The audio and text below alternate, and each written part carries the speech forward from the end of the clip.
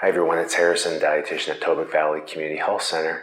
Just wanted to give you a quick video on how to navigate Halloween as a parent. I know for a lot of parents it's the spookiest time of year, and not just because of the ghosts and the ghouls coming to the house.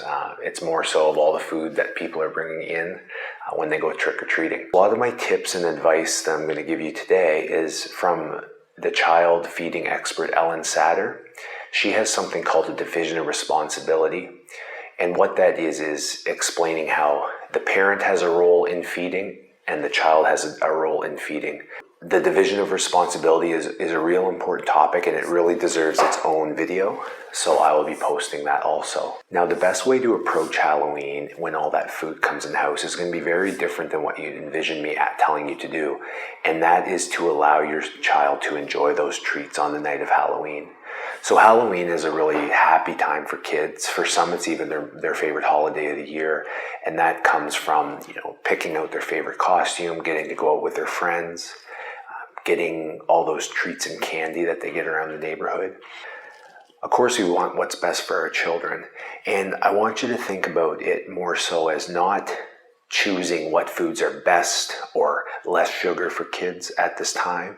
It's more of helping your child understand feelings of appetite and hunger and fullness. And that will help them navigate making choices for the rest of their lives, and also building that healthy relationship with food that we want our children to have as they grow up. So on Halloween night, instead of worrying about how much sugar the children are eating, use that as a time to have that discussion about food. Talk about the types of candies that they like. Maybe there's ones that they got in their bag they've never tried before, and talk about the flavors that they have and what types of ingredients are in there. Like if there's, nuts or different types of chocolate. Some kids, if it's their first time at trick-or-treating, or even some of the older kids, they may eat too much that night. But that's a discussion that you can have about feeling fullness, and how sometimes if you have a tummy ache, that's a sign that maybe that was too much to eat at that time. Having those type of discussions the night of Halloween allows them to understand and listen to their bodies more than they may have ever thought in the past. And over the long term, that has a lot more advantages for us when we're teaching our kids how to eat well, instead of worrying about one night of the year how much sugar they're getting. And of course, at the end of the night, make sure that they're brushing and flossing their teeth, because even though we're talking about some different things, the dentists are still going to want those teeth brushed. And after Halloween, as the days go on, some kids get a lot of candy. There's going to be some left over.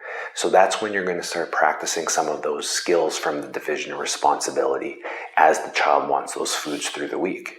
So as the parent, you're the one who decides what foods to offer and when. So you can choose that maybe you offer those Halloween treats as a dessert after supper, or maybe only at snack time, or maybe 1 or 2 pieces in their lunch bag. But the trick is allowing that child to decide how much of it they want to eat at that time. That gives them the ability to realize that all foods can fit, even those foods that may be higher in sugar that we consider maybe treat foods. And that helps us talk about food in more of a non-judgmental way. Now, when we talk about passing out treats at Halloween, or if there's any type of Halloween parties you're going to, you're in control of what you pass out or what you provide at those parties. You can bring them different types of food to parties, some that are more nutritious than others. If you go online, there's some great things that people have decorated and made foods look a different way, which are kind of fun.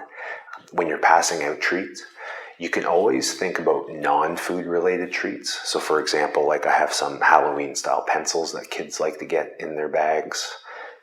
Some people will put stickers in loot bags for them, Halloween themed stickers. A lot of kids enjoy getting glow sticks because they can wear them as they're walking around in the dark.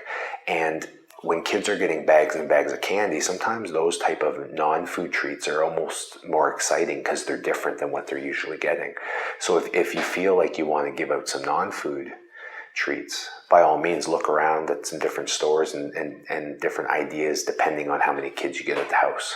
So I hope that quick discussion helps you getting through the time of year. I know a lot of people struggle with the candies and the treats that come in. By all means, enjoy the season and don't put so much pressure on yourself as a parent, because we have enough pressures as is.